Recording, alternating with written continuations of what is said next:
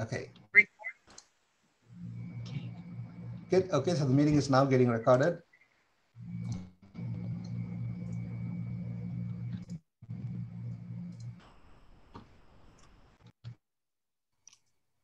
Right, just a brief introduction to Discourse. It's a network of people who came together and still coming together to study language in psychosis. And all of you are part of it. So thanks for enthusiastically endorsing this network. Now we have around 96 registered members in this.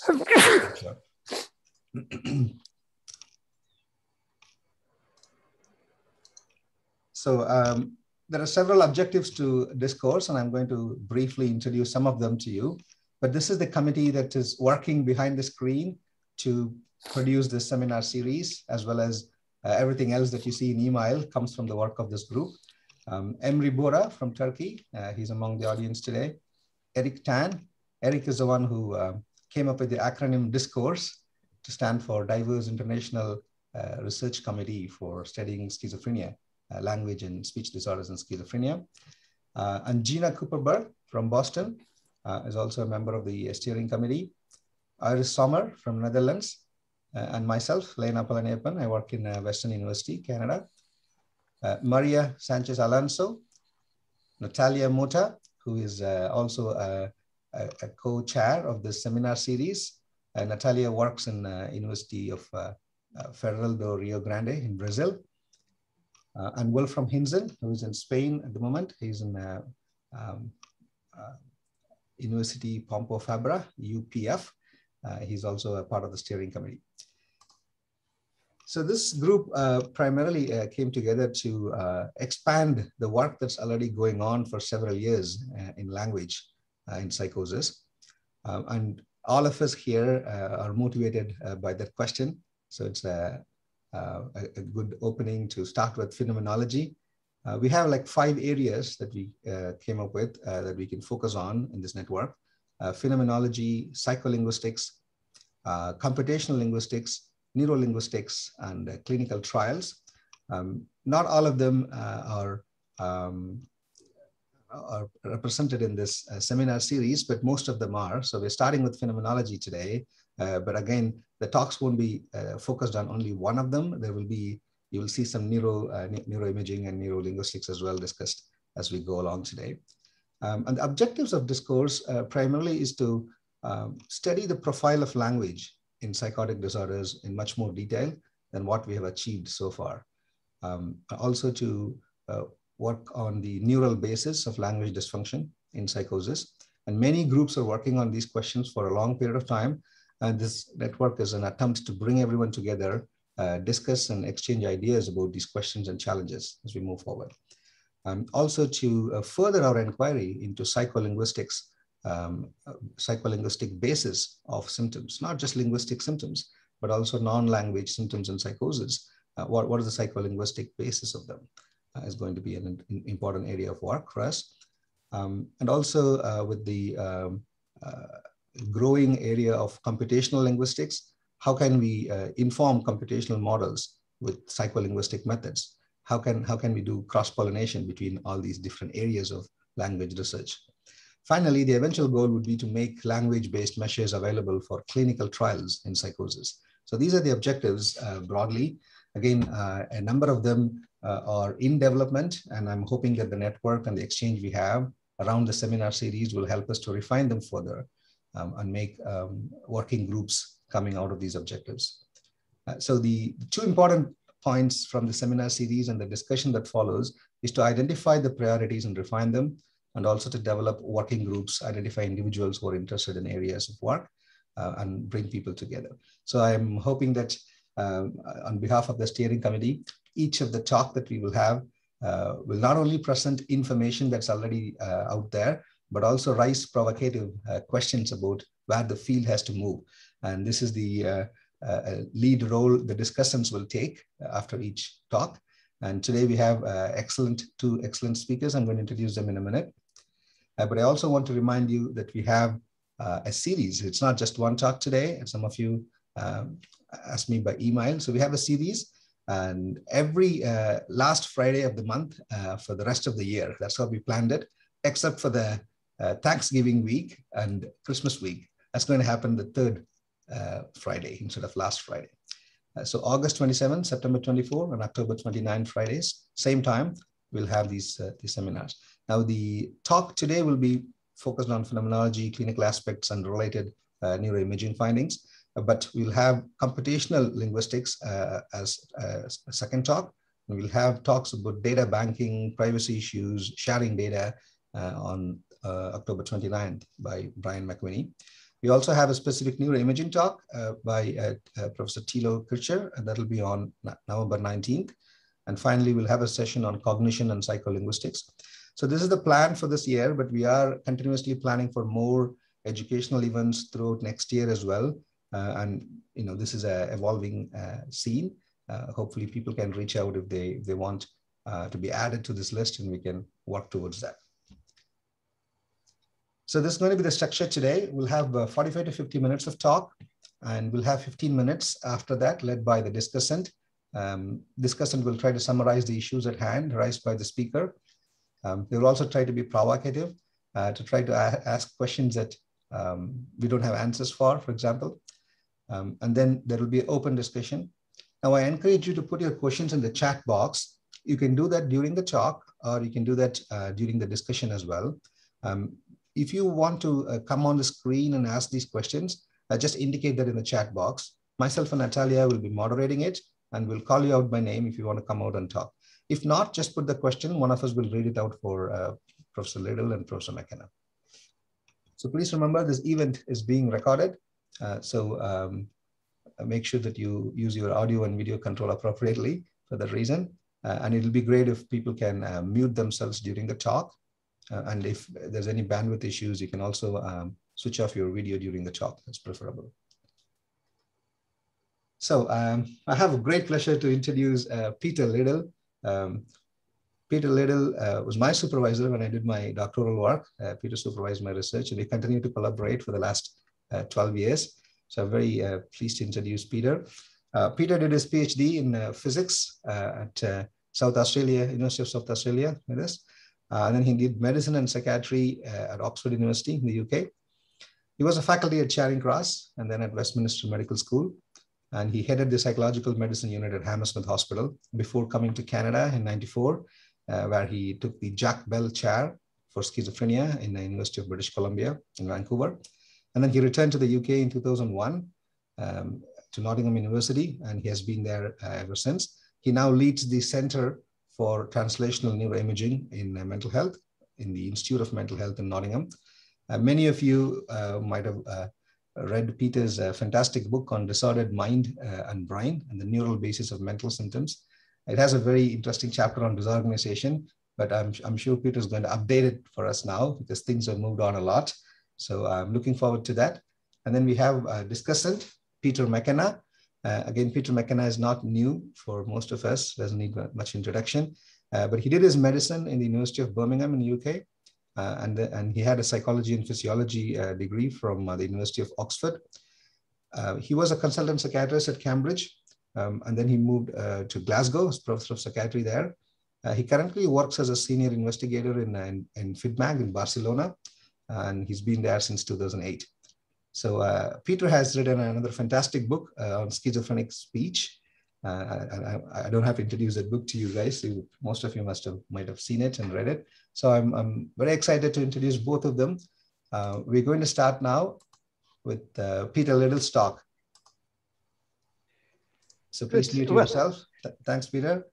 Good. Thank you, Elena, for introducing the series and for that introduction. I'm going to share my screen now, and it says this will stop other screen sharing. Do I want to continue? I'm clicking yes, and I have clicked that, and I'm now opening what I hope will be my presentation. So I trust you can see what is my title slide. Is that okay? Perhaps, Lena, you should just nod, or yep, okay, you've waved a finger. So, right, good. Okay, well, the nature of fragmentation in schizophrenia. Once again, thank you very much to all of the committee, to all of you for inviting me to give this presentation. And so with no further ado, I'll get into the nature of fragmentation. Now, what I'm going to do in this presentation is discuss abnormalities of thought on language and communication in the broader setting of fragmentation of mental activity in schizophrenia, because I think, well, it seems to be one approach to the topic is to say, how does this fit in a broader picture? Because that provides us important clues both as to likely mechanisms, but also the antecedents and the implications of the thought and language and communication disorders.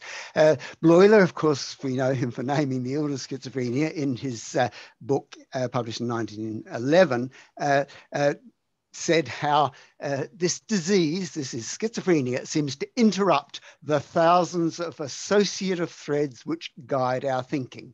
So he's putting this disruption of associative threads at the center of the illness. He actually said it was both primary in the sense that all other symptoms arose from it, and fundamental insofar as it was present in all cases throughout the illness. Well, that was a bold claim, but we'll look a little bit further into that as we go on today. But even though Bleuler was very much emphasizing thought, the evidence really shows that several domains of mental activity are fragmented. You know, the sense of self, people do have well, some loss of the sense of themselves as a coherent entity. They may have problems with sense of ownership of their own mental activity, for example. There are this fragmentation of will and motivation. Kraepelin in his final years decided that disjointing and weakening of volition was the central problem in schizophrenia. There's emotional problems, clearly flat affect, Bleuler emphasized, also inappropriate affect, thought and speech. Well, as we've already said, Bleuler put that at the center as being both primary and fundamental, but disorders of perception, distorted perceptions, and ultimately, of course, hallucinations, and awkwardness, clumsiness, and movement. So all these domains are in some way or another fragmented insofar as they're not coherent, integrated in the way that they would be in a healthy person. Now, the fact that we've got all these different domains implicated suggests the problem is somehow at a supramodal level. There's some more fundamental problem in the organization of mental activity. So in this talk, I'm going to address some of the clinical correlates of the fragmentation. I'm going to examine the antecedents and the consequences. And then at the end, I'll present a hypothesis regarding the mechanism of fragmentation. So one useful starting place, I think, is the relationships between the symptoms of psychotic illness, particularly of schizophrenia. Now, you can examine relationships using techniques such as factor analyses, and broadly speaking, factor analyses reveal 5 main clusters of symptoms. The details of different factor analyses depend on both the symptoms you've put into the analysis and also the patient group you've included in the analysis. These two things will both shape what emerges, but these factors emerge pretty consistently across many, many different factor analyses, provided the symptoms cover a sufficiently comprehensive range. I'm going to focus particularly on the disorganization cluster and also the psychomotor poverty cluster. Now, disorganization embraces disorganization of thought. This is the disruption of the threads that bind our thinking that Bleuler referred to, and even more dramatic incoherence, etc. Inappropriate affect, but also disorganized movement and unusual movements like mannerisms. Or maybe that's a problem in the will as much as the movement. So we've got disorganization across the different domains of mental activity. Now, I'll also draw your attention to psychomotor poverty. These are the core negative symptoms. The reason I use the word psychomotor poverty is to emphasize that I'm talking about the symptoms that reflect impoverishment of mental activity. The term negative symptoms is variously used by different people in a much broader sense. And so that's why I'm using the word psychomotor poverty referred to these core negative symptoms, which is there is an impoverishment. And the impoverishment, again, affects speech, it affects affect, and it affects movement. So again, we've got these same domains of thought and speech, affect or mood, and motor activity being impaired. So these two clusters are going to be largely the focus of what I'm going to talk about today. One also has to say, though, that all 5 of these groups of symptoms occur in schizophrenia. Not every patient has substantial amounts of all of them, but they clearly share something in common because they occur within the illness of schizophrenia, and indeed to some extent in other psychotic disorders. Okay, so how do these, particularly these psychomotor poverty disorganization features, relate to other aspects of the illness, particularly cognitive function? Well, both psychomotor poverty and disorganization are associated with diverse impairments of cognitive function. Now, if you really want to tease this out in a clear and unambiguous manner, I think you get more stable results if you study a stable phase of illness. In acute phases, much more is going on, and the correlations between features are much, well, just simply disrupted by many different factors. So in the stable phase, you find that disorganization is associated with various impairments that reflect impaired selection of mental activity. So you get an enhancement of the Stroop effect, and also, for example, in the domain of word generation, you get unusual word choice, whereas psychomotor poverty is associated with impaired initiation of mental activity, and in particular with diminished amount of word generation, so impoverishment of the number of words produced in a given period of time.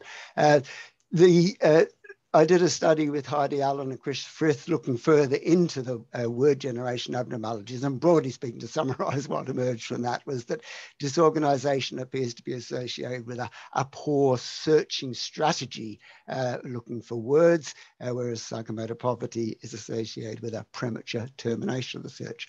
I will just draw attention to the findings of meta-analyses that don't just focus on the stable phase, and now the correlations are somewhat weaker when you've got a more heterogeneous state, but even there, disorganization does significantly correlate with diverse aspects of cognition. Overall, the correlation is -0.23, which is only moderate, well, modest, but nonetheless statistically significant, whereas the correlations in the stable phase that we were examining up here are typically 0.4 to 0.5.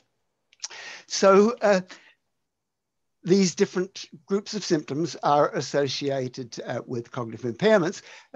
And furthermore, the factor analysis suggests that at least in the stable phase of illness, the 3 syndromes that are characteristic of schizophrenia, that is reality distortion and psychomotor poverty and disorganization, they're approximately orthogonal. That's what you see in the stable phase of well-established illness. However, a longitudinal perspective does suggest that, that there are there are systematic relationships between the different groups of symptoms that emerge when you examine the time course. And so in the next few minutes, we're going to look at various different samples at different phases of the illness. We're going to look at a general population sample over a period of time. We're going to look at what happens during the prodrome, what happens in the early phase, and then we'll also examine the long-term evolution of the illness in a quite old study, which is nonetheless, I think, very informative. So what happens then if you recruit a representative sample of the general population and follow them for a decade? Well, this is what Dominguez and colleagues from Jim Van Os's team in Maastricht did. They recruited over 3,000 people aged 14 to 25 and assessed them at 3 time points over the following 10 years. At the first time point, they had a negative and disorganized score based on scores for indifference and thought incoherence. At time points 2 and 3, they also added some further negative symptoms, 5 of the BPRS items. Well, their main findings, first of all, that their negative and disorganized group of symptoms did predict positive symptoms over time. So these seem to be the precursors of subsequent positive symptoms. And then the next major finding was that the co-occurrence of the positive symptoms with these precursor negative or disorganized symptoms predicted secondary functional impairment and also help-seeking behavior.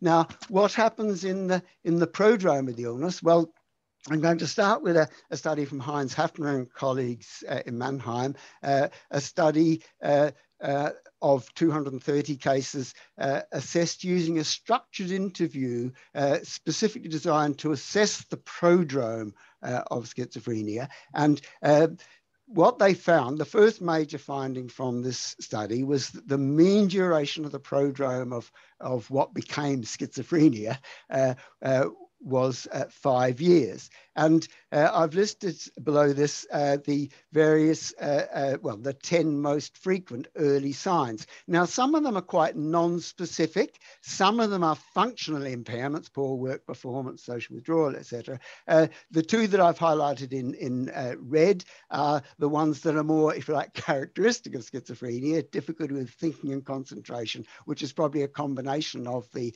psychomotor poverty and disorganization, and also lack of energy and slowness, which again is related, I think, to impoverishment of mental activity. So that's what you get in a detailed retrospective examination of the prodrome. Now, if you do a prospective examination, you're going to see different things. And in this study by Zeemans and colleagues, this is from Utrecht, they recruited 43 so-called ultra-high risk individuals and also 47 controls. It's important to notice that the criteria for ultra-high risk is mainly based on fragmentary or transient positive symptoms, particularly delusions or hallucinations. Now, this is actually, well, it's become a strategy widely used in the past 15 years. It actually has only limited specificity. Well, okay, it doesn't identify everybody who's going to develop schizophrenia, and also not all of the people identified by the ultra high risk criteria go on to develop schizophrenia. But in this study, then they followed people for 6 years. They did extensive clinical and cognitive assessments at baseline, and they wanted to examine the way that baseline measures predicted both the conversion to psychosis and long-term functional outcome. So 10 of these 43 converted to overt psychosis. And what they found was that attenuated positive symptoms predicted conversion to psychosis. This is a little bit different, you might say, than what Dominguez found. But of course, this is because they've used a different criteria for identifying their cases. Instead of having a general population sample, they've identified people on the basis of attenuated positive symptoms. And perhaps not surprisingly, that turns out as a predictor.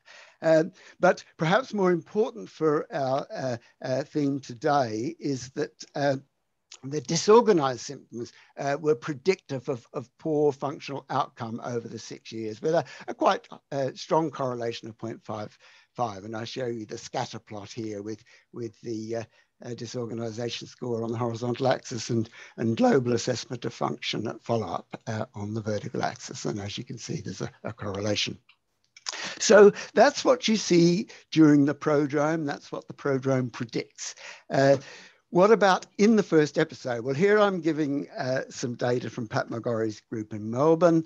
They studied 509 cases of first episode psychosis. Now, I should emphasize here, excuse me, I've just got a slightly sniffly nose because it's the time of the year when there's lots of allergens floating around.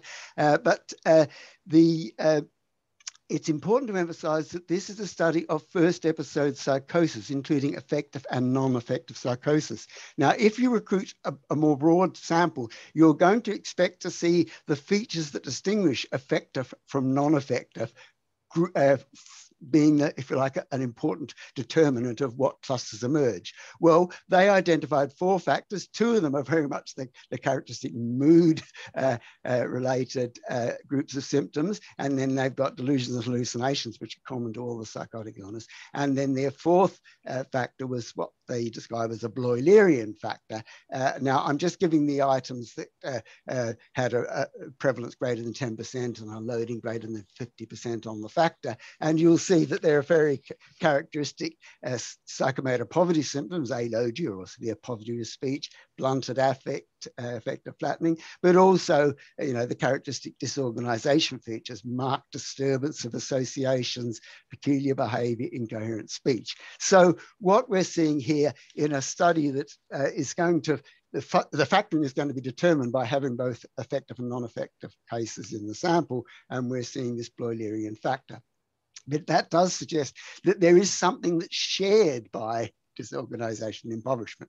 Well, now to move to a different era altogether, and the reason I'm going to spend a small amount of time on the study by Foale and Winokur from Iowa is that this is a study that, well, is one of the most comprehensive studies I think ever done, and quite a lot of the period of study was in the pre-antipsychotic era. So that gives, I think, a special interest to it. So they studied 500 consecutive admissions to Iowa City Hospital in the period 1935 to 1945. And of these, 200 satisfied operational criteria for schizophrenia. This is just a little bit before the DSM came in, but they're similar to DSM criteria. And just over half of these 200 cases had what they described as hebephrenic/catatonic schizophrenia. And the dominant feature that led to this diagnosis was disorganized thinking. Well, 52 of these people remained in hospital for 30 years. This is back in the era of institutional care, of course. And so these are 52 severe cases. And so they're going to be representatives of severe illness, and they're going to be an institutionalized sample. But the virtue, if you like, of having this sample is that they were assessed annually, or well, at least once a year, and sometimes twice a year, with a detailed clinical assessment over 30 years. So there's the richness of this data set is well, just simply very rich. So they divided the symptoms that they saw into so-called early onset features, which were quite noticeable in the first 5 years of the illness, and then late onset features that only became prominent after 5 years. In the early onset features, some of the features resolved, and by resolving, they meant that they persisted in less, well, they were resolving if they persisted in less than 50% of the cases in whom the symptoms occurred. So, for example, bizarre behavior, which occurred in 73% of the sample, did resolve in at least 50% of those cases. Similarly, the mood features, depression and elevated mood resolved. And noteworthy here, we see first-rank symptoms and various delusions and hallucinations were early features that tended to resolve in at least half of cases. Noticeably, persecutory delusions are the most prevalent. But also among the early onset features, there were some that persisted. And most prevalent of all was decreased productivity. That's lack of meaningful engagement activities, and all the patients exhibited that. 94% had diminished social interaction, 94% diminished volition. These features persisted in more than 50% of cases over the 30 years. There were also, quite interestingly, tics and grimaces. This is, remember, these cases were recruited at least 10 years and sometimes 15 or 20 years before the antipsychotic era. Looseness of associations was very prominent, not surprising because these are hebephrenic cases. Other delusions were also persistent. Other delusions could persist. Of the later onset features, marked self-care became prominent, persisted. Flatness of affect. You remember Bloiler wrote that you can tell the illness becomes chronic when the affects disappear. Well, that's what Foale and Winokur saw as well. The tics and grimaces were joined by mannerisms and pronounced underactivity. The looseness of associations Sometimes was joined, if you like, added to by incoherence, frank incoherence, but also very severe poverty of speech, and several cognitive impairments. Now, these impairments, at least from my experience, not quite in this era, but shortly after this in the asylum era, was that some of these cognitive impairments were greatly enhanced by institutionalization. Almost all the patients I met in my earliest days in the big asylums were, well, not almost all, a very large proportion were disorientated. You know, we've got this 71% figure there, and that matched what I saw. Subsequently, in later years when I worked in community care, I never saw the same level of disorganization. So I think these cognitive impairments are part of schizophrenia without a doubt, but they were in that era exacerbated by institutional care. Right, so what clues then have these clinical features given us regarding the nature of the fragmentation of mental activity which we're focusing on? Well, first of all, you know, in many cases of non-affective psychosis, persistent disorganization impoverishment play a cardinal role. And this is broadly consistent with Breuer's original account of schizophrenia.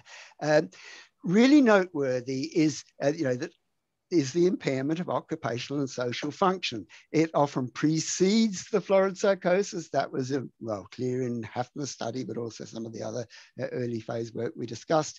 And it tends to persist even after the resolution of symptoms. That was clear that even after the delusions and hallucinations had largely resolved in the Iowa 500, that we had persisting impairments of occupational social function. And broadly speaking, they're associated with disorganization and impoverishment rather than with the delusions and hallucinations. Well, again, going back to the question, what is embraced? What is disorganized impoverishment? And as we've seen now, we've confirmed in the data from factor analysis and the other data we've considered, the disorganization impoverishment embrace thought and speech, motivation and affect, motor and perceptual function. And the fact that these multiple modalities of mental function are all disorganized and or impoverished does imply it's a supramodal problem. And this really is why in today's presentation, I am trying to set the disorganization and the fragmentation in the broader context of the phenomena of psychotic illness, specifically schizophrenia.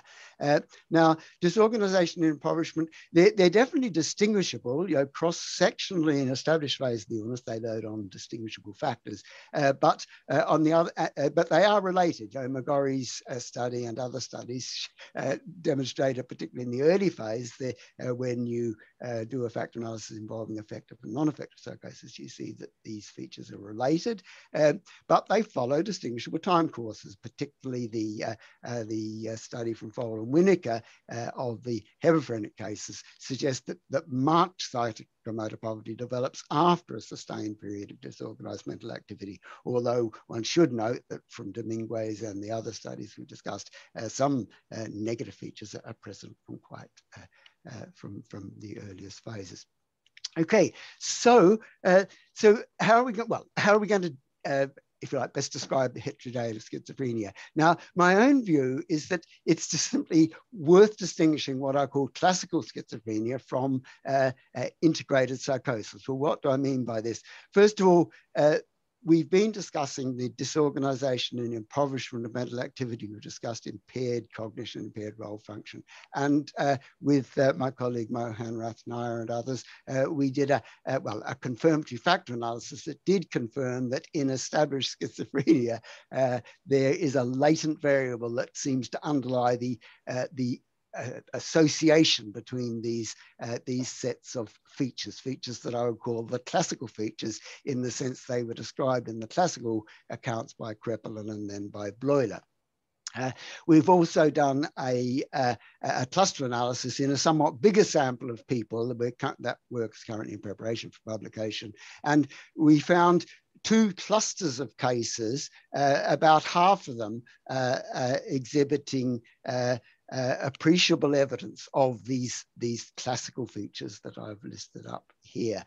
So about half of the cases exhibit appreciable evidence of these features. And I would argue that these this 50% or so of cases might be called classical schizophrenia, and that should be distinguished from a psychosis that doesn't have the marked disintegration or fragmentation of mental activity, and I would therefore suggest that I have integrated psychosis. Now, we assigned a classical score on the basis of a discriminant function analysis. The discriminant function analysis gave us a loading for each item, and so we had also had a sample of healthy controls in whom we did the same clinical measurements, and we were able to assign scores based on the weightings from the discriminant function analysis. And what you'll see here is we've got, now I'm not sure, I've got some noise in the background, but I hope that's not too disruptive. I'm not sure where that's coming from. But what we see is that a clear distinction between the classical group of cases and the non-classical, but even the non-classicals have somewhat higher scores on this factor than the controls. So you could say that there are two clusters. Well, there are two clusters, but you can also see some evidence that the non-classical cases, the ones I'm inclined to call integrated psychosis, do show somewhat more of these features than healthy controls. Okay, so where do we go from here? Well, the reason for wanting to present this picture is to try to form some sort of hypotheses regarding to what is the underlying process that is generating these phenomena. Now, stepping back from schizophrenia in particular, what we know from a lot of evidence is that the brain generates forward models of thinking, speech, and action. We actually generate an internal model of what we're going to do. And this is based on prior knowledge that was derived from our experience of the relationships between things in the world and our interactions with the world, to predict what the next mental event will be. So we form these models of what's going to happen, and then we test for the match or the mismatch between our prediction and what actually ensued, and that if there's a discrepancy, that's called a prediction error. Those of you who followed this field will be aware that prediction errors are associated with spikes of dopamine. I don't particularly want to focus on that right now. I just want to note that the brain is really set up to form these forward models, to test the model against what ensues, and to react when there's a discrepancy. Okay, now what's the brain mechanism? Well, this is really still, I think, a very big and wide open question, but I think the most thought-provoking material I've come across comes from studies of electrophysiology, particularly beta band oscillations.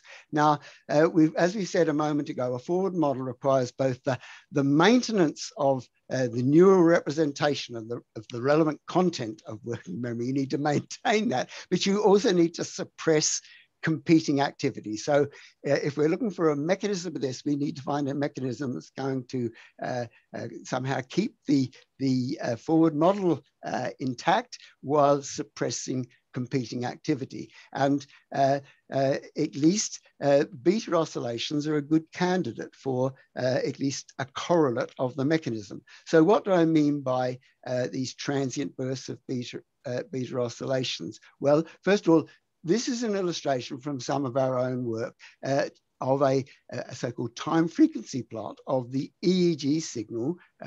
We were recording this in both controls, healthy controls, and patients with schizophrenia. This is a representative sample of a 1 second time period. This is 1,000 milliseconds, and plotted on the horizontal axis. And on the vertical axis, we've got the frequency. So we've done a frequency decomposition of the signal, and the colors represent the strength of the signal at each particular frequency and time. And what you see there, you get characteristic peaks in the signal at, in this instance, it's at about 16 or 17 hertz in the frequency domain, and the time domain is just arbitrary in this instance, but it's occurring over a time period of 150 or so milliseconds. What I've plotted here is the time course of the signal amplitude along, oops, I didn't mean to go forward there, the time course of that frequency, the signal at that frequency. And you see this characteristic shape, which the central thing is a downward spike with two upward going spikes on either side. You might also think that there are consistent features extending further, but the really striking feature is this downward spike with the preceding and following upward deflections in the amplitude of the signal. So that's what we call a beta burst. And you see these if you do a time frequency decomposition of signal, either during rest or during tasks. But we'll talk a little bit more about how they relate to both rest and tasks as we go on. Spitzer and Huygens a few years ago now did a very thought-provoking review in which they presented the evidence that these transient bursts of beta oscillations can activate the latent neural assemblies that represent the contents of working memory. Now, I clearly can't go through their detailed analysis of the evidence, but what we did to look further into this is we did concurrent EEG and fMRI, measuring the bold fMRI signal. And we examined the bold correlates of the beta burst. So we treated the occurrence of a beta burst as a regressor in an analysis of the bold signal. And what we found is that the beta bursts are associated with activation of relevant content and suppression of competing activity. This is a paper, first author was Paul Briley, that's only just come out recently. What do I mean by activation of relevant content? Now this, what the controls and patients were doing was the end-back working memory task. There were periods of rest and there are periods of 0, 1, and 2 back. And the key thing that has to be retained is a letter. Letters were presented visually on the screen, letters of the alphabet presented visually on the screen. And we would argue that this area where we've got positive correlation between the bold signal and the beta burst is the area of, if you like, expresses both the articulation of letters, let's say. So we've got superior temporal gyrus and an area extending up here into the face area, the mouth and pharynx area of the sensory motor cortex, and we actually see this bilaterally. So the bold correlates, the positive correlates of beta bursts are, we would argue, task relevant content of working memory. Now, we got, and that's in a sense what Spitzer and Huygens might have led us to predict. We also examined the negative correlates, and here we got an interesting surprise. So during the resting periods, the negative correlates of the beta bursts are shown here in red, and we've got medial frontal cortex, we've got bilateral interparietal sulcus, we've got, posterior cingulate going into precuneus. Now, those of you familiar with the default mode network will recognize this is the characteristic pattern of a default mode network. And default mode effectively reflects internally generated mental activity. So what we're arguing here is that even at rest, people are engaging in some sort of coherent mental activity, some sort of thoughts or other mental activity, and they need to actually suppress all the other stochastic, all the other random things that the default mode network might be throwing at them. So they actually suppress that while they're engaging in a limited number of mental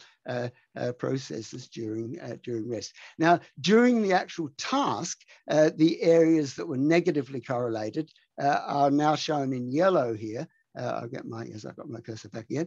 And this is the interparietal sulcus bilaterally, which is an area that's very strongly engaged in working memory. And so what we're arguing here is that they're switching off the ongoing activity of the interparietal sulcus just transiently while they're, if you like, calling to mind the the burst of activity that is bringing this pattern into being. So that's beta oscillations of forward modeling. So what might we conclude about the mechanism of disorganization? Well, we've done a number of studies where we've examined beta burst in various different circumstances. Now, you see beta burst particularly prominently after a motor action, any motor action. In this illustration here, we're examining oscillatory activity after a very simple motor task. And I don't need to say much more than it was a simple motor task. But what I'm showing you here now is a contrast of this is healthy people, but we've divided them into people with low scores for schizotypy with high schizotypy. And we see this prominent burst of beta signal. Now, although this is looks like a continuous thing, in fact, if you decompose this, you'll find this is made of multiple transient bursts, each lasting about 150 milliseconds. It follows a period of suppression of beta activity. And so this rebound that follows the initial suppression is called beta rebound, and it's diminished even in healthy individuals who have high schizotypy scores. Now, we've done a number of studies also in schizophrenia. This data is from one of the studies of schizophrenia. Here, the healthy controls are depicted in red. And again, you can see I'm effectively doing a line profile. You could imagine a line profile through at about 20 hertz. And what you can see is this initial desynchronization that corresponds to the blue patch above, and then the rebound, beta rebound in healthy controls.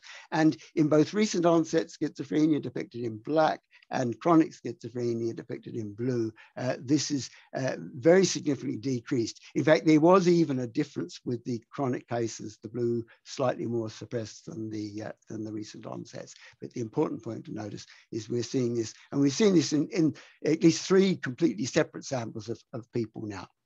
But it's not just the beta rebound. I'm also showing you here now the beta burst rate relative to a baseline in fact, it's during the zero back trials of a working memory study. So what the person is doing here is just attending to trying to identify the rather simple task of identifying the letter X when it appeared in a stream of letters. And you can see that we divided the patients into the classical cases who show the disorganization, impoverishment, etc., the non-classical or integrated cases shown in blue here, and the healthy controls. And the classical cases show this apparently much lower beta burst rate throughout this fairly simple target detection task. Now, what about the bold correlates of this? Well, what I'm showing you here now, and this is from Paul Briley's work. I mean, this data came from Paul Briley's study, but he didn't present this analysis. I'm showing in the whoops, I can't get my, there's my cursor. This wasn't in Paul's paper, but this was. Now, what we're seeing here are the positive correlates of beta bursts in the controls shown in red and the patients in yellow, and orange depicts the overlapping areas. And what you can see is these are the positive correlates. Remember, this is largely the articulatory network we showed you in the previous slide. And there's more extensive activation in the patients. And so what that leads us to propose is that there's a less precise forward model, less precise prediction of what is expected to occur on the screen. So, so the overall hypothesis then is the mechanism of persisting disorganization. These patients all had persistent symptoms. They were studied a stable phase of illness.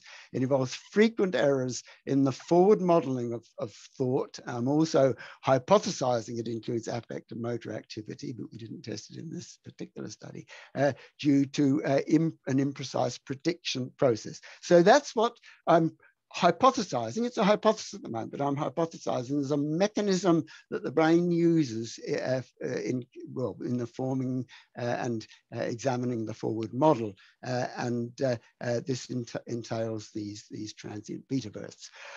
Okay, now it'd be good to go into how this might give rise to delusions and hallucinations, or how it gives rise to psychomotor poverty, but we won't do that. Instead, I'll just show you a little bit of somewhat similar evidence in relation specifically to language comprehension. Now, of course, it's easier to do electrophysiology of language comprehension than language production, just because people don't move. Well, the movements during speech production tend to interfere with the EEG signal, but nonetheless, you can get a handle on what's going on during comprehension. And Lewis and colleagues here in this paper did a quite comprehensive review. In fact, they've done several reviews, but this is one particular review of beta oscillations during sentence level language comprehension with a focus on beta oscillations. And what they conclude from a number of studies is that during language comprehension, beta activity increases when a sentence unfolds according to prediction. What happens as the sentence unfolds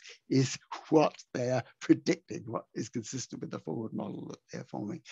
Whereas if there's a violation of prediction, you get a decrease in beta activity. Now, they presented one particular illustration, a relatively subtle illustration, where they examined beta activity using magnetoencephalography during sentence level. Well, people were comprehending sentences, and these sentences had subordinate clauses where the subordinate clause related either to the subject of the sentence or the object. Now, this was done in Nijmegen. The participants were Dutch speakers, and at least Dutch speakers tend to read out sentences where the subordinate clause refers to the object more slowly. So they find that is less in accord with what they're predicting, so to speak. And what they're seeing is when the subordinate clause relates to the object, there is a less beta than when the subordinate clause refers to the subject. And you see that's pattern in a number of different regions of the brain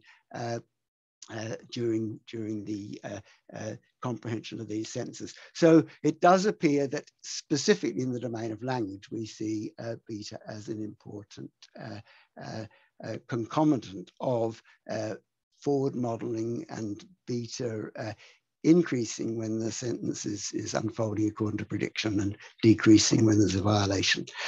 Okay, so what's the conclusion? Well, schizophrenia, it's a complex disorder. Many causal factors and mechanistic processes contribute to the heterogeneous picture we see. But nonetheless, the fragmentation, which was originally the central part of Bloyler's description, it is a cardinal feature in a substantial proportion of cases. And I would suggest that we could call those cases classical schizophrenia.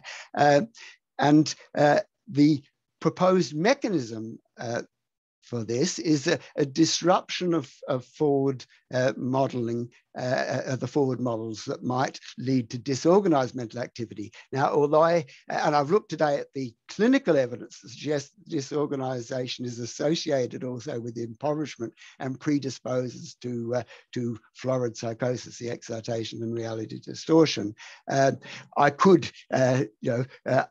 if you like, present an argument about the electrophysiological basis of this as well, but we won't now because of time. What we need, I think, to take this whole field forward is much better techniques for measuring disorganization. We're pretty good at measuring negative symptoms in practice.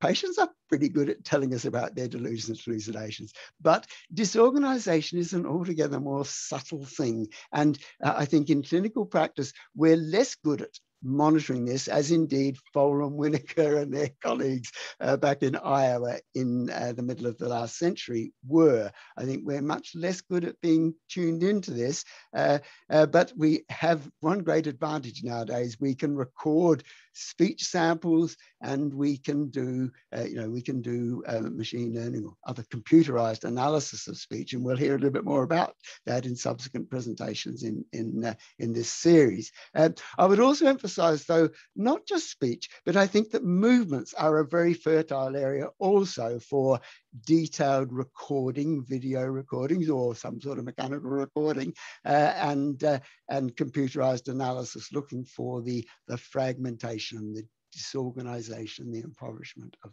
movement. And so I think that we really need to improve the way we measure these phenomena, and I hope this will lead to better understanding the mechanisms, and ultimately, of course, to enhance treatments for these features that we still are not very good at treating. So at that point, I'll open it up for, well, I think for Peter McKenna to open the discussion.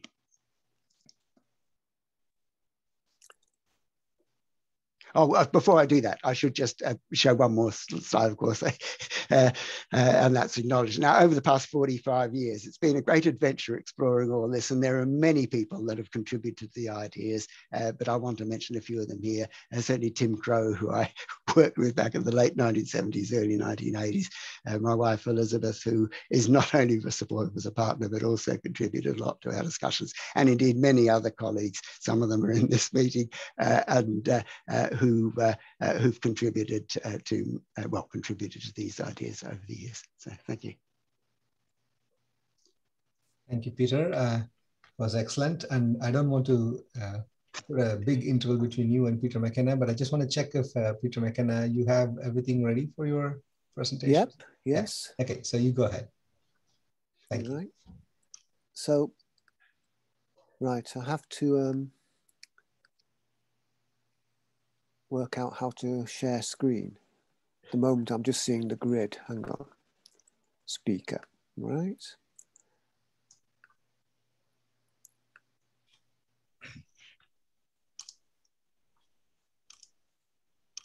I can do that. Share. No, it's okay.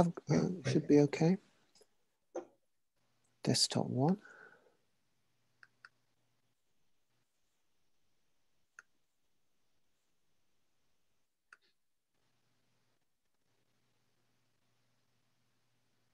Right, well, seem to have the desktop. Let me just get the right thing up now.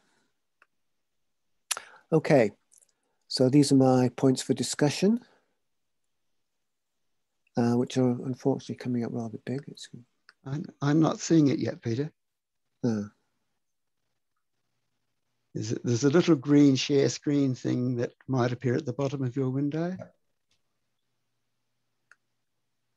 Share screen. Yeah, see that? Yeah, I'm just getting the same thing though.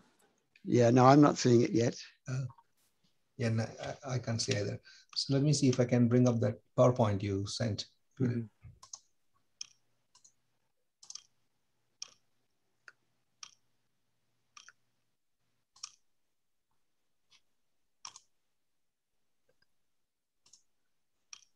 Can you see it? I can see it now. Okay. Okay. So can you all see? Right. We should be on page 2 of the PowerPoint saying unanswered questions about disorganization. Is everyone seeing that? Yes. Yep. Okay. Well, to me, there's the way to approach thought disorder, and Peter Liddle's talk in particular, is there's unanswered questions about the syndrome of disorganization, and there's also some outstanding issues in thought disorder itself. And the unanswered questions about disorganization grow out of Peter's talk and Peter's work more generally. And obviously there's a lot we could say, we could regard as unanswered, but the things that occur to me,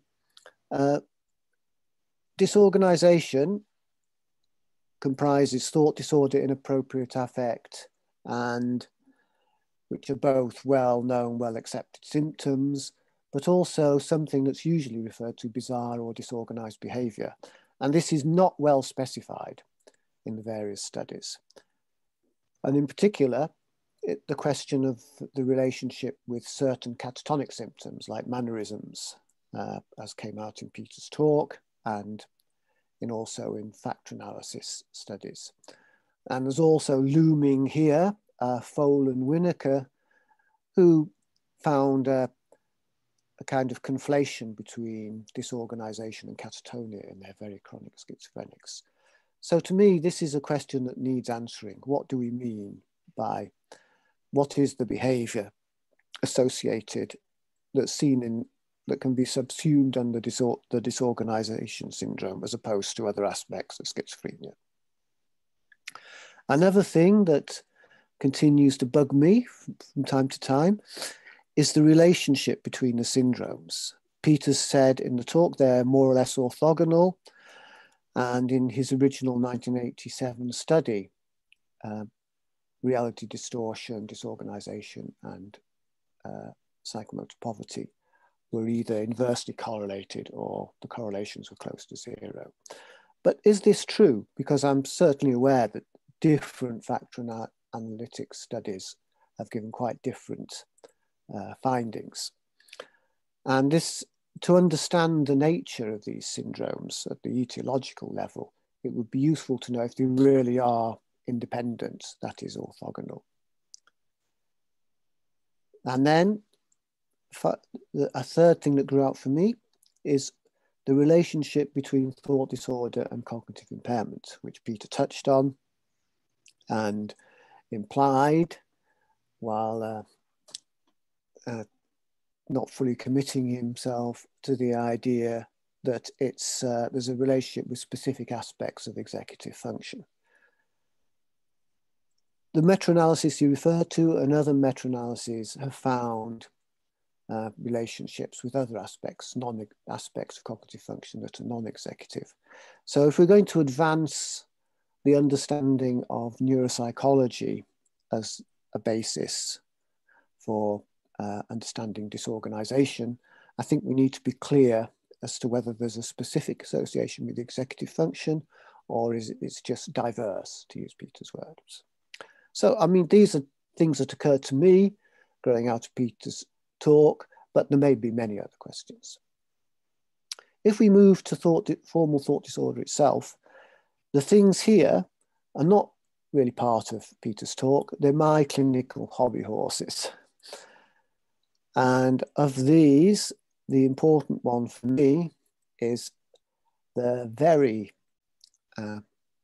troubled relationship between poverty of speech and poverty of content of speech. Now, there shouldn't be any problem. Phenomenologically, these are separate symptoms and they appeared in Peter's 1987 factor analysis study in their appropriate factors. Poverty of speech and psychomotor poverty, and poverty of content of speech as part of an item of formal thought disorder in Andreassen's rating system. It appeared in disorganization. The big problem is that ever since then, in correlational and factor analytic studies, they tend to be emerged together. And this is contradictory.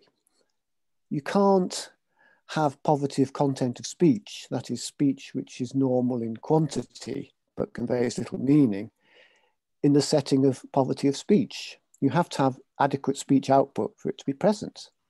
The less content of speech is, the less, as in poverty of speech, the less is the opportunity to show poverty of content. So I would really like personally to see this resolved by this consortium. Moving away from the strictly clinical, there's a question of what distinguishes FTD in schizophrenia from speech disorders seen in neurological syndromes, notably speech disorder in the frontal lobe syndrome, that is patients with the disinhibited form who speak a lot and ramble and occasionally use strange words, and fluent dysphasia. Why is this important? Well, what I'm really saying here is, can thought disorder be accounted for in terms of some kind of frontal and/or temporal lobe dysfunction? Maybe one or the other, maybe the two in combination, or is there something else needed? Does schizophrenia entail something unique in the lexicon of speech disorders. And finally, not really relevant to Peter's talk, not really relevant to this topic of the phenomenology, but as we're talking psychology, I would say my feeling is we ought to forget about semantic hyperpriming, something that still crops up in reviews on thought disorder. Colleagues and I did a meta-analysis in 2008, which did not reveal evidence of semantic hyperpriming or hypopriming in schizophrenia, and rather scant, flimsy evidence for hyperpriming in patients with thought disorder. And the important fact here is there's been very few studies since then. There haven't been enough studies to enable us to update our meta-analysis. So has the time come to consign semantic hyperpriming as a theory of formal thought disorder to history?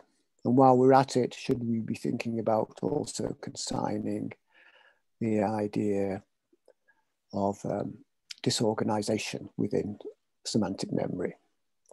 I just raise these. My views are probably clear, but I'm not that strongly wedded to them. Okay, so that's all I wanted to say. Ready for questions? Thank you very much, Peter. I think, maybe we should start with Peter Liddle responding to some of your provocative questions and then open up the floor. Right. Okay. Well, I've already had one bite of the cherry, but I will just reiterate a few points there. And indeed, with regard to what's disorganized, is it, well, what my talk was really about, multiple aspects of mental activity being fragmented, and I think I presented the evidence for that, so I won't really go over that again, but in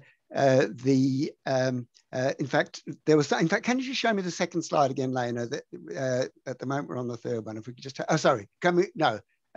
No, yes, the second one, that is the one, right. Okay, yeah, the one I want to pick up though, there is this question of orthogonality. Now, it depends on what sample you examine and what symptoms you put in there.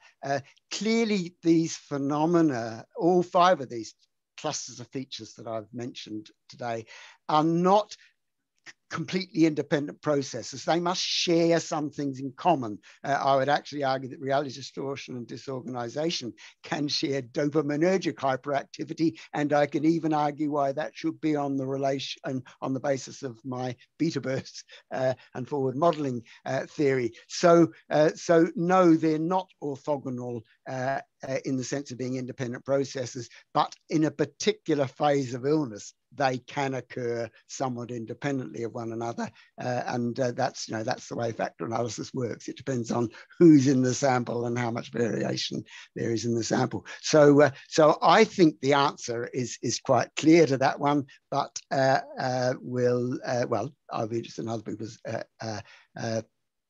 views. As for the relationship with cognitive impairment, again, I've argued that there are moderately specific impairments, but of course the current things we test when we do, well, at least neuropsychological testing, we're using tests that are sensitive to multiple aspects of mental function. So I think there probably is a degree of specificity, but I think that we would have to develop the specific test to chase a particular idea before we could conclude on that one. And as for the issue about poverty of content of speech and poverty of speech, when I, if you like, updated my earlier ideas from the 1980s to emphasize the overlap between the negative and the disorganized features, then it's of course easy, if you like, to predict that you will get poverty of content relating to poverty of speech.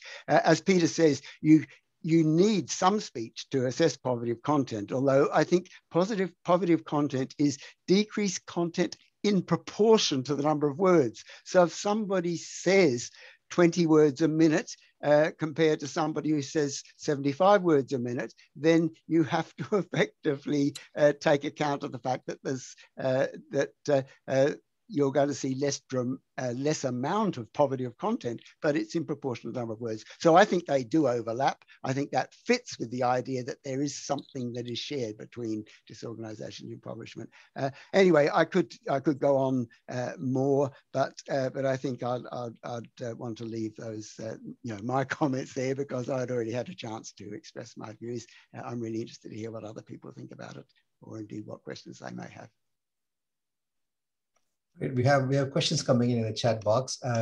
Peter, can I take the slide off the screen so we can see? Yes, by all means. Yeah. Okay. Fantastic. So Wolfram Hinsen has a question. So I'm going to call you in, Wolfram. Let me unmute you. Can you hear me? Yeah. Yes, we can. Great. So thanks very much to both Peters. I learned a lot from both presentations. So I have a question for the first Peter, and it's about the story about maintenance. I suppose the maintenance of neural representations is intended as a general cognitive mechanism, just as predictive coding is a general cognitive framework. But you didn't say very much about the specific nature of the mental representations that we should be interested in, even though you did apply this explanatory framework to linguistic representations when you talked about linguistic comprehension. So the point I'm making is there's a difference in thinking that the problem is one of the maintenance of mental representations, or whether it is a problem in the representations themselves. It could be that a representational system is dysfunctional because the representations are put together in an inaccurate way, or because they're not maintained in working memory in an accurate way. So how do we distinguish that? And I think that these are fundamentally different ways of thinking about the problem. First of all, thanks for that question, and I totally agree. Now, and indeed, I don't have a confident answer, but I have a hypothesis, and it was prompted partly by the bold correlates of the beta bursts. If we accept that beta bursts may be involved in some way or another in this the maintenance of the forward models. And what we saw was a more extensive bold correlate of beta bursts in the patients than in the controls. And so I'm hypothesizing that represents less precise formulation of the content. So the content is less precisely formulated. Now, whether that is, if you like, in the original, if you like, setting up, or whether it's what's maintained. And I think what's maintained is there's going to be, it's an, if I get an iterative process going on here. So, but if I'm going to commit myself at all, I would say the evidence so far is supporting a less precise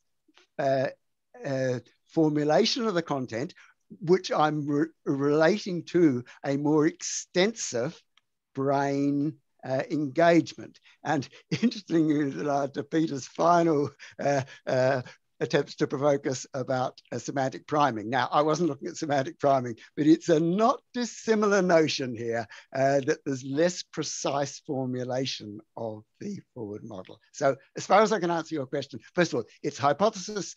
The evidence I've put in front of you today suggests that it's less precise formulation, and it is more, if you like, it's, well, how general it is, that's, I think, still a question for exploration. Thank you. Great. Brian, you have a follow-up question on that? Oh, this is actually, Wolfram did a very good job, I think, of articulating most of my question. Thank you, Wolfram. But maybe just to extend it a little bit further, a little bit more from a psycholinguistic point of view, we've had a lot of emphasis in psycholinguistics about the importance of prediction. And, everything is now thought of in that terms. And yet I'm a little bit worried about what, and in a way, Wolfram may have stated this, are we predicting the external environment or our internal environment? When I think of navigation and failure of prediction, a lot of this comes from the Princeton group that is working, of course, on, all these basal ganglia mechanisms for prediction and so on. That seems fine for something like navigation, where you might bump into the wall if you made a mistake. but, or, you know, if in language, you know, words are coming in, and I don't know that, we've run some studies with prediction to see if the actual close probability of something is high enough to really make a prediction. And really language, it doesn't work that way. I mean, you know, you can't really predict the next word so simply. So really what you're predicting is your internal processing of the sentence, and at some point you may find a violation. I just pulled down that paper by Lewis, you know, from the paper that was cited. Oh, let me kill my phone here. And I mean, I think that the problems there have to do with, you know, difficult sentence structures that are then problematic to process. And at that point, you know, you want to look at N400s and maybe even P600s. So it may be that the beta is an early signal of some difficulty in the processing in the normal, right? And so you're getting more beta in the normal, whereas you're failing to really make that connection in the schizophrenic, and then they're really getting lost. So I don't know, I just have questions about, and in a way, it is what Wolfram asked, are we really talking about prediction of the internal representation? Well, certainly, first of all, I think this is very much an ongoing debate and discussion. And I guess I think it is the internal, you know, representation. But in that paper by Lewis, they discuss several different sorts of illustrations. They gave the specific thing of the object versus subject related clauses, but they also refer, for example, to work on turn taking in speech, and when it's as a person comprehending this conversation, you're confident that one person's turn is going to end and another person's turn is going to start. That effectively you've got a greater beta in that period of confidence than if you're not sure when a person is going to hand over. So they. In that paper, which you've just pulled down yourself, you'll see they talk about various different ways it might be manifest. I guess I see it as confidence in what's happening in this articulation. And that, of course, Lewis has talked about comprehension of language, but I suppose I would anticipate that when you're generating your own language, you can have varying degrees of confidence in what's going to happen. You know, I think, is it Dennett, somebody else talks about, you know, I only know what I know. Certainly that's certainly true. I guess the psycholinguistics is only focused on the comprehension side so far. Yeah. And even all the electrophysiology of virtually almost everything. But I totally would agree with you. We should be thinking about that, because after all, we would be gathering data that were produced by schizophrenics or people with psychosis, and that would be, you know, totally on the production side. Yeah. Sure. Yeah.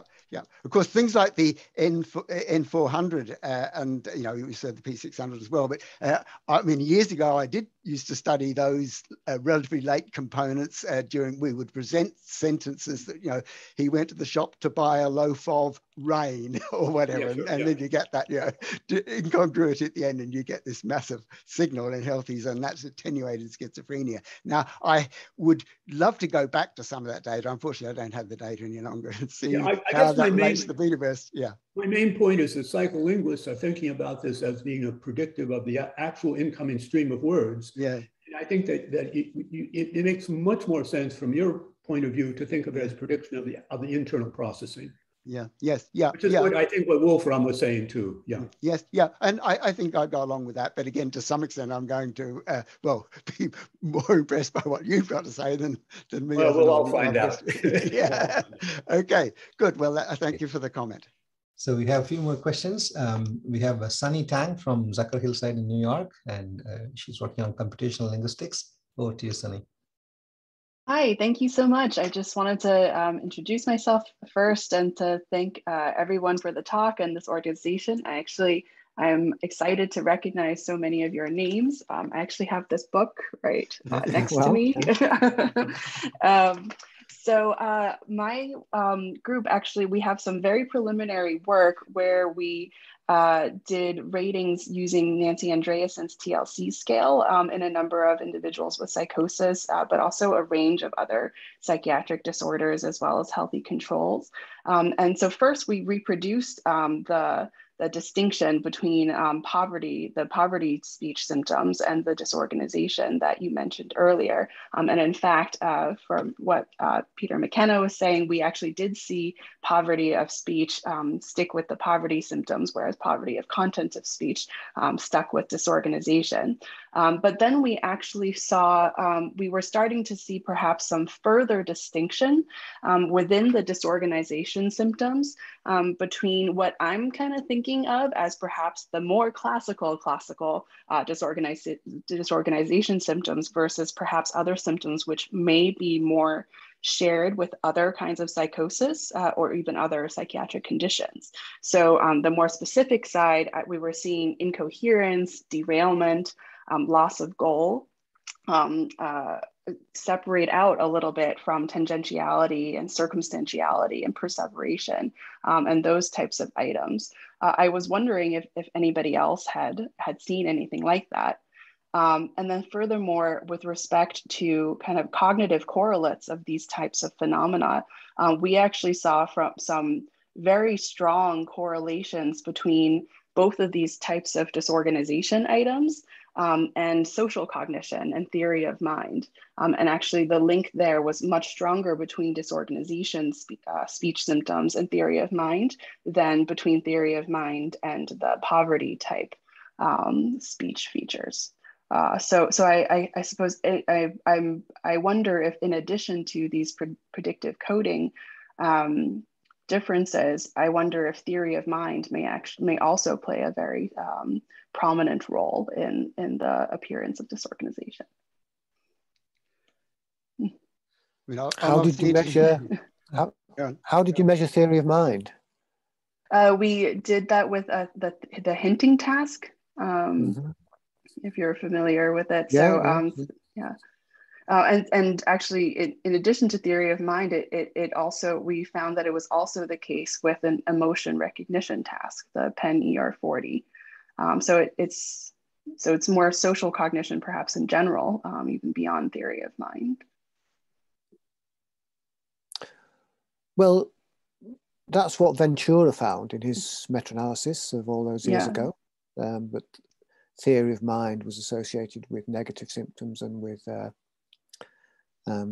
disorganization, but not positive symptoms, not reality distortion. So really sounding the death knell for the theory of mind, theory of delusions and hallucinations. But very interesting from the point of view of thought disorder, which Frith made a big thing of before moving away from that. Yes, what it means, I don't know, but it's a very interesting finding, and I'm glad to see it surfacing again. Just I guess I'm also interested. Oh, no, go on. No, Lena. Okay, well, I'll finish what I was saying. With regard to different groups of disorganization features, I mean, I mentioned persistent disorganization and acute disorganization, and I think these are certainly distinguishable. I think they have overlap, but they have just differences. I think that dopamine overactivity is more prominent in acute disorganization, and you see some of these manic type disorganization features. It's also interesting to wonder about the disorganization you see in ADHD, which is another story again. But I think there are shades of disorganization. I would argue they probably share a certain amount in common, but clearly the pathophysiology of these features involves various factors, and I would certainly, picking up on the particular distinction you noted, we've often enough found the distinction between the persistent, loose association in the Bloilerian sense, peculiarity, etc., and indeed poverty of content, compared to the more, if you like, manic type features. So yes, we've seen that. I think it does reflect the fact that we've got several processes contributing. But does that show up in any studies? You've seen it. I suspect it's there, but is there any studies supporting that? Well, first of all, I think Sunny's just told us she probably hasn't published it yet. But I mean, okay, acute versus chronic thought disorder. Well, now, okay, has a different factor distribution in acute versus chronic patients. No, and that's, I mean, factor analysis in acute cases is a dog's dinner. Although it was interesting, of course, to see what the McGorry factor analysis that I showed you there today was, and that didn't make the distinction that Sunny has just referred to. What we've certainly found, I mean, a lot of my work early on, I explicitly focused on persistent, stable symptoms. And so to some extent, I can only really say I've seen the difference insofar as I've got consistent results when I've gone for persistent disorganization. And indeed, even in that, I referred to Paul Briley's study, that was the concurrent pole EEG study, we found that the correlates were definitely more clear-cut and stronger with persistent. We actually assessed a lifetime history of disorganization, and it was the persistence that you know, had stronger correlates with the features that I've mainly described today. So I can't tell you of a clear-cut paper. I mean, I know from ages ago, people spent a lot of time trying to distinguish manic thought disorder from schizophrenia thought disorder, and there are various studies that have claimed that. They've never, to my mind, they've never quite made the distinction in the manner that Sunny just described. Just to follow up on the interesting discussion, this problem that you brought up, Peter McKenna, on your slide, the very first issue, how do we disentangle different components of poverty of speech versus poverty of content? And this huge overlap. If you have a poverty of speech element very strong, then you cannot really determine the poverty of content, at least in clinical scales. But that problem is also something that plagues computational linguistics. And I'm not sure how you know, Sunny and others are tackling that. The number of words that are spoken, if they're limited, then many analysis that computational linguistics are trying to do now becomes very problematic, even though you control linearly for some of these number of words.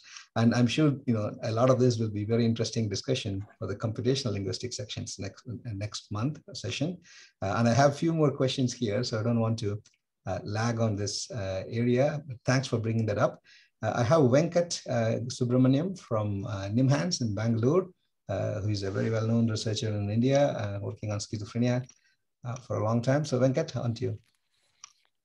Hi, thanks Lena for this fantastic program, and Dr. Liddle, Dr. McKenna, it was a pleasure listening to you. And Dr. Liddle, thanks for revisiting the core deficit in schizophrenia.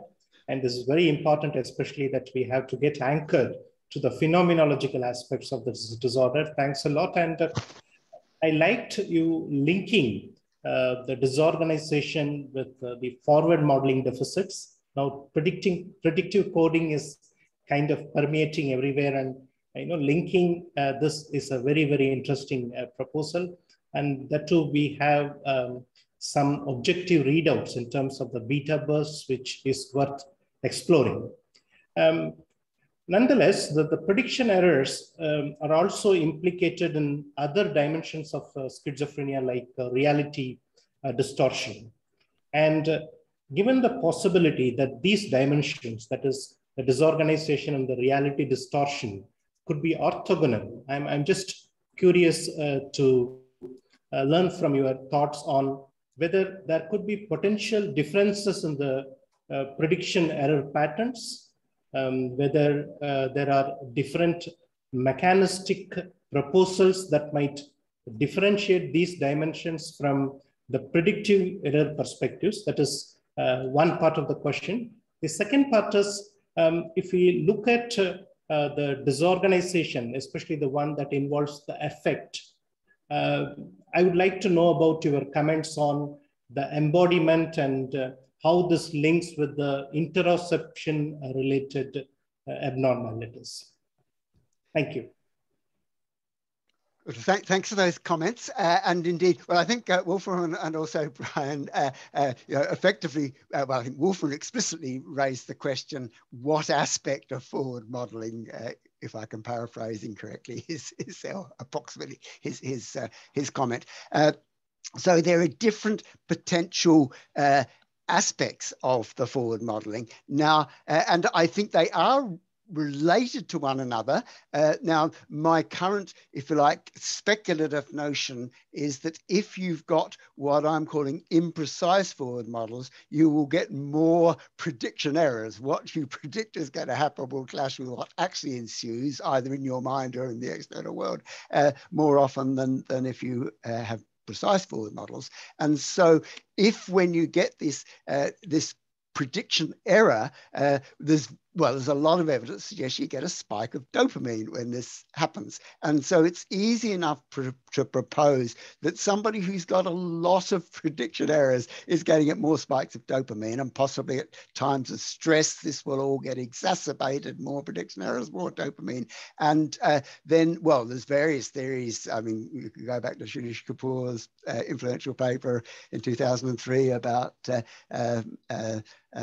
motivational salience, or indeed many other approaches that have described how dopamine will give you hypersalience and lead either to delusions or hallucinations. And so, as I see it, you could have a problem in the precision of your forward models, which, if it's an ongoing, persisting, chronic problem, will give you persisting disorganization. But at particularly at times of stress, because there will be this tendency for more frequent bursts of dopamine. If you believe that a hyper dopaminergic state is going to promote delusions and or hallucinations, then you will get those phenomena. Now, so I'm seeing those phenomena arising from the actual, if you like, the mismatching itself. And indeed, well, I think Foucault and Paul Fletcher and others have speculated on the imbalance between top-down and bottom-up processing. If you're putting too much emphasis on your top-down processing, then you might be deluded. Too much on the bottom-up, you might be hallucinated. Again, I'm not going to go too much into these because these are all, I think, interesting proposals. My, if you like, main answer to you is that this is still a field where many things are not understood, but it's easy enough to envisage that there are different aspects of a prediction coding problem. You talked about the interception. Now, I think that's intriguing. I haven't myself done much work on interception. I've got quite interested in interception in recent times, and particularly indeed in the integration between breathing, heart and brain oscillations. And I think these are well, intimately related. I think our brain is definitely connected to a body, and I think that interception does play an important part in, if you like, setting the scene for the cerebral oscillations. But I don't really want to speculate too much more, except by saying, yes, interception is potentially an important other, contributor to this total picture of how we predict the world and react to it. Can I just raise something that's come up in the last few questions? There's a bit of a conflation here between prediction error, predictive coding, and reward prediction error. Dopamine only relates to reward prediction error. It has nothing at all to do, unless I'm missing something, with the predictive coding account of perception. So if we're talking schizophrenia, yes, you can explain delusions. Maybe you can explain hallucinations in terms of reward prediction error. But how the hell do you explain thought disorder? Where's the reward? Where does the reward come in? I guess, Peter, I disagree, but I'm not going to claim to be an expert. I don't think it's just reward prediction error. I know that Shinish Kapoor very much emphasized motivational salience. In fact, Layla and I wrote a paper about more general salience problems in schizophrenia, and we anchored that in relation to abnormalities in the salience network, whereas Shinish's argument is very much about the basal ganglia. So first of all, I am not going to argue too strongly because I'll find myself out of my depth, but I do believe that dopamine is involved in other aspects of prediction error, not just motivational. And I certainly do believe that the salience network, which is it's insular and anterior cingulate, plays a very big part in the salience that is relevant in schizophrenia. It's not just the motivational salience that Shiddush was talking about. So my take is that I think that both prediction error and dopamine do extend beyond the purely reward evaluation. There we are. Great. Yeah. Yes, great. Great discussion. Thanks you very much. Now we have a question from Arminda Multi from University of Naples. Do you want to make a question, Arminda? Thank you. Yes. Thank you very much for this very stimulating discussion. And I agree 100% that dopamine is not just reward, but it's also salience. And so it's important prediction error also for any relevant information for the subjects. I was just concerned about how we characterize this dimension of disorganization. And I believe that we should clinically single out the resistant disorganization that is persistent over time and might be more associated to long-term outcome or functional outcome of the patients, and the disorganization that is responsive to common antipsychotic treatment, because those seem to have a different association with outcome, seem to be less persistent. So I would think that when we study the association with cognitive impairment with any kind of pathophysiological mechanism, we should try to single out these two dimensions of disorganization, the one that is responsive to treatment and one that is not responsive to treatment. Well, isn't that's restating the idea that there's a form of disorganization that's related to increased dopamine to a form that's not, which is a very attractive idea, but there's a lack of evidence as far as I know. I'd be very, this is a particular concern of mine and various colleagues at the moment. But as far as I'm aware, there's absolutely nothing to support that, either in terms of dopamine excess / salience / whatever else, or in terms of response to treatment. But please correct me if I've got this wrong.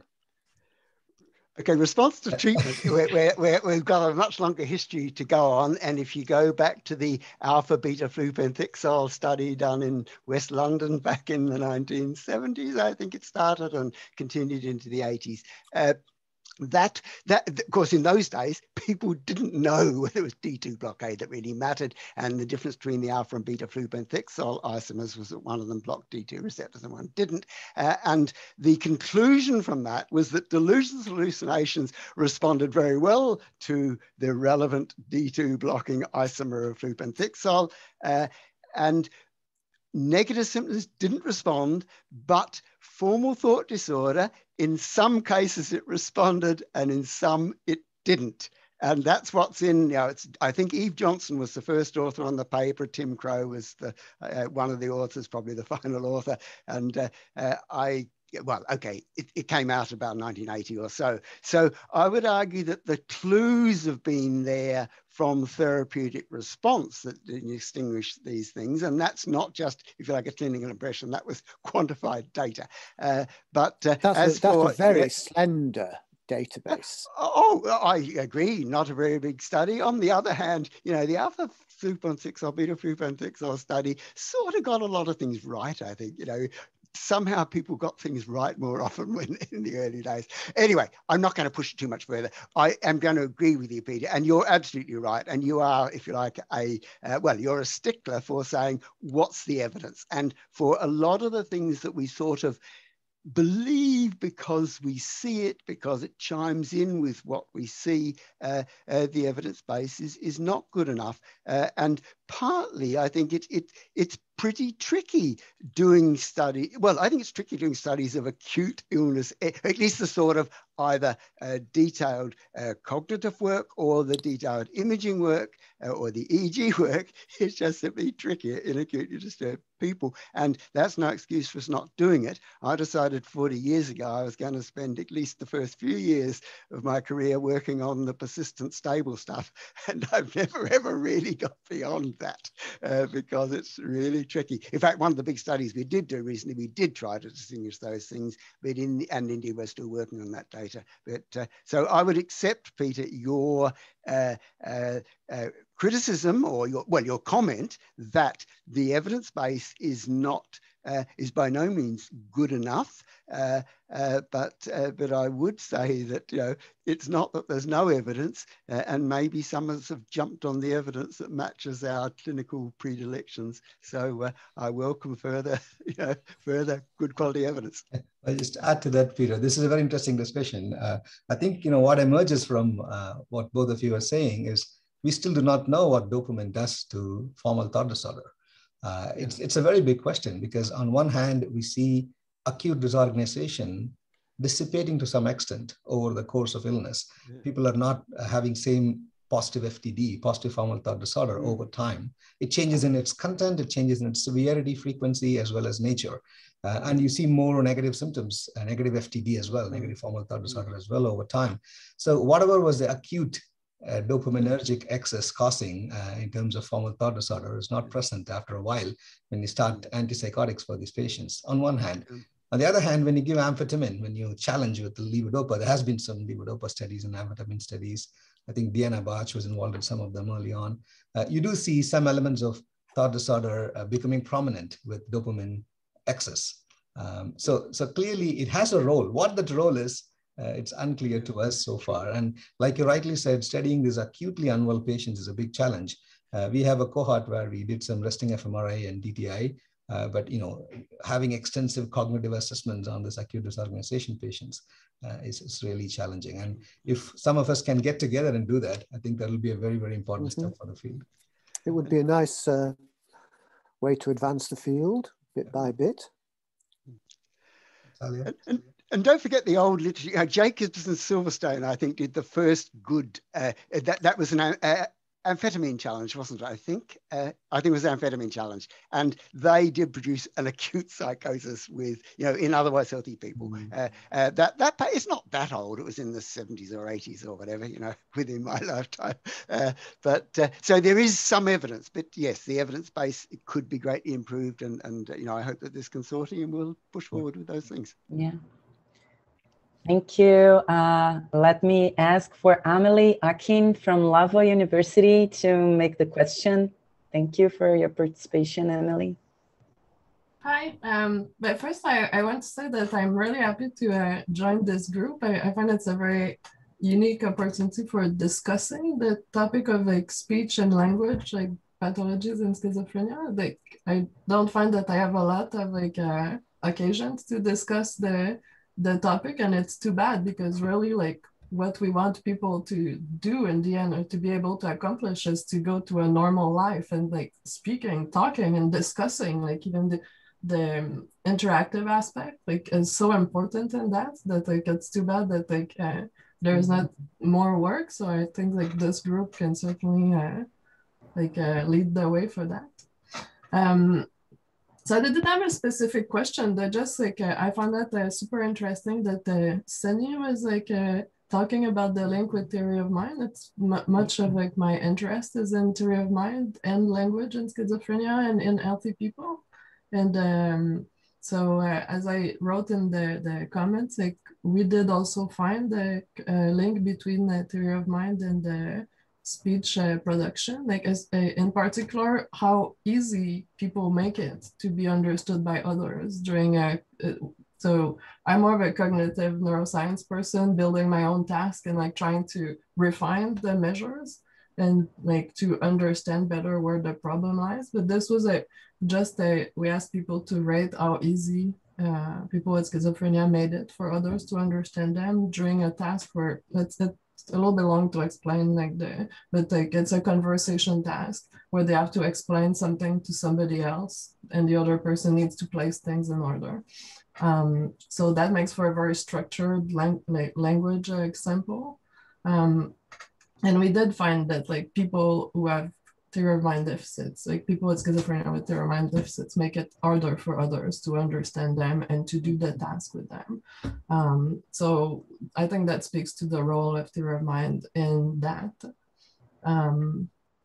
Maybe something else, I think like Dr. Liddle was saying like about the difficulties of like looking at the brain imaging for speech production. And like we have a paper waiting for hopefully it will be published soon, and we're waiting for the editor's approval right now, but in LT people, but where we also like it's a verbal production task for now in LT people, where we use the sparse sampling method to be able to scan while people are not talking and let people scan in between, and timing it properly with the delay of the hemodynamic response. We're able to see the activation when people speak, but without the problem from the movement. But like I'm talking about that because I think it's like a very clever study, and I think it's going to be so useful, even if it's a very small study for now, in terms of opening the methods for that. But also like the result that we have, it's also a collaborative speech task. And we find the brain activation linked to like that is usually activated for theory of mind during that task. So when people are trying to make it easier for the others to understand them, the brain regions that light up are actually the same as the ones that we see for theory of mind. So I wanted to bring that, and maybe if like it's not really a question, it's not meant to be self-promotion either. It's like more of like things that I'm interested in, and I think can help lead the way forward in that kind of field. So I would very much like your thoughts on that. Thanks for that, Emily. All promotion is good in this group. That's what we want. You know, we want to know what everyone is doing. So thanks for that. Just to follow up on, I think Sunny has put some comments as well, but just to follow up on linking your theory of mind work, and also a very provocative comment Peter McKenna had in his last slide: semantic hyper-priming is dead. Just, you know, asking you, Peter, do you feel this is a general reflection of the contribution of temporal lobe function itself to formal thought disorder? Because semantic hyper-priming for a long time has been studied as you know, something to do with temporal lobe, the semantic hub there. So what is your opinion on the general neurolinguistics from some of the observations from theory of mind as well as semantic hyper-priming work so far? Well, with respect to theory of mind, there isn't really much experimental work on theory of mind and thought disorder. It's a gap which the participants in this symposium have very nicely identified. I mean, yes, there's something going on there, clearly, but it needs new paradigms to investigate it, to tease it out. With respect to semantic hyper-priming and also disorganization in semantic memory, I mean, it's a great theory of thought disorder, but I think we have to accept it's one that hasn't stood the test of time. I mean, if only because no one's investigating it anymore. Yeah. Sure. Yeah. I mean, if you ask people studying aphasia, and if we have to explain to them what is the closest approximation, what type of aphasia that our speech disorder, that the nature of speech disorder we deal with comes to, I think we would say Wernicke's aphasia to be close to it. But you know, we don't really consider the temporal contribution, lack of experimentation, as you rightly said. I think we don't have really good model building there. So we haven't really explored how much is the relative contribution of different networks, for example. Well, there's a distinction between speech perception in the temporal lobe and semantic memory, also located in the temporal lobe, but there's a world of difference between the two, isn't there? I mean, if you look at people with semantic dementia, it's a long time. The disease has to become quite advanced before language starts to deteriorate. I think I'd have to check up again on this, but it's something like that. But I think Wernicke's aphasia is, I don't think, well, okay, semantic memory is another domain, and I'm not wanting to get into that, but I think that the superior temporal gyrus, well, is almost certainly implicated. There are many imaging studies that have shown the superior temporal gyrus, both structural imaging studies. We used years ago to be interested in the asymmetry, the planum temporale, and so on. There was a whole body of evidence. I take it in the synthesis of that was, yes, there is a planum temporale structural abnormality. There are connectivity, structural connectivity, functional connectivity studies, and many others. It's interesting. I mean, I've moved over to a greater focus on the electrophysiology, although, well, first of all, localization with electrophysiology is much trickier, but we've got this problem, if you like, of getting the time dimension and the spatial dimension both quantified well. It was really interesting. I mean, Ameli's point about the sparse sampling you can do in bold. It's the one big advantage. Well, okay, there are several advantages of bold. I mean, that's why a lot of people use fMRI. But it has this serious disadvantage that there's a 7-second delay between when the brain does what it's going to do and when you see it in the bold signal. But you can exploit that in temporal sampling, because if the brain signal isn't going to reach its peak until 7 seconds after you did the work, then you can do the sparse sampling. So I think there's a lot of data out there, but it's very difficult to integrate it all. And partly that's because none of our techniques are perfectly good. It's partly also, I think, because the issue we've been talking about, acute and chronic problems, the longitudinal assessment is so tricky, and not so tricky, just some hard work to do it, and that's why there weren't that many longitudinal studies that I could draw on for my presentation earlier. So bottom line on all that, I think there's a huge body of evidence that says the superior temporal gyrus is involved in formal thought disorder. I think that's almost undeniable, but developing if you like, a coherent mechanistic story out of that, I think is still, well, the work of this group. Right. Do I get to ask a question? Okay, I cheated. I didn't put it in chat, but I'm just sorry. Pardon my ignorance here. I noticed you said FTD. I guess you meant frontal temporal dementia, right? In your slides or earlier on. FTD is formal thought disorder. Oh, yes. Okay, not frontal temporal dementia. Okay, thank you. Well, maybe I don't have my hand up anymore then, but yeah, thank you. I was thinking there were some claims about frontal temporal dementia, and that just didn't make any sense to me. Okay. Thanks. A nice answer. So, we're coming close, but, this discussion has been very interesting, and it raises a lot of questions. And one thing that has left me thinking is, are we defining fragmentation well? Fragmentation is the topic, Peter, you brought up in your title. So far, I think this has been a huge challenge. I mean, a very simple issue of does disorganized behavior relate to disorganized thought and speech? We do not know that. And if you look at DSM-5, for example, disorganized behavior is added to catatonia in one of the items. You will have disorganized speech separated from disorganized behavior in some sense. Now, how do we work towards these loose ends is going to be a very important challenge, because, of course, phenomenologically speaking, there's a lot of relationship that we can come up with and theories we can build around this. But the work has to be more cohesive to address these things, number one. Secondly, one thing that comes to me is, even though this was not the prime topic of today's discussion, the lack of knowledge about the neurochemistry of many of these things. We don't know the neurochemical basis of many issues we are measuring, many phenomenology that we're talking about. Dopamine is just one example, but I think it applies for many other chemicals we are interested in. It also brings the second question: should we study phenomenology more experimentally?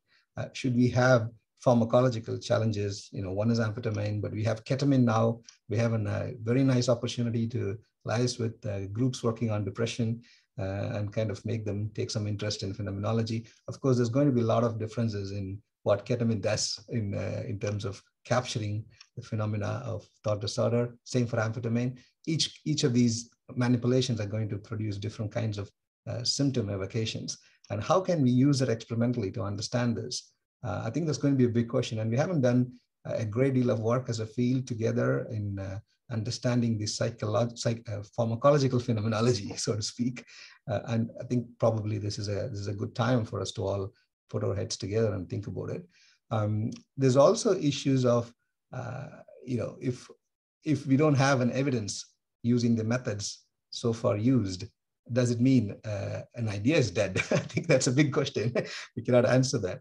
And we have used several methods to study psychological concepts like hyper-priming and theory of mind and other things, but are they good enough?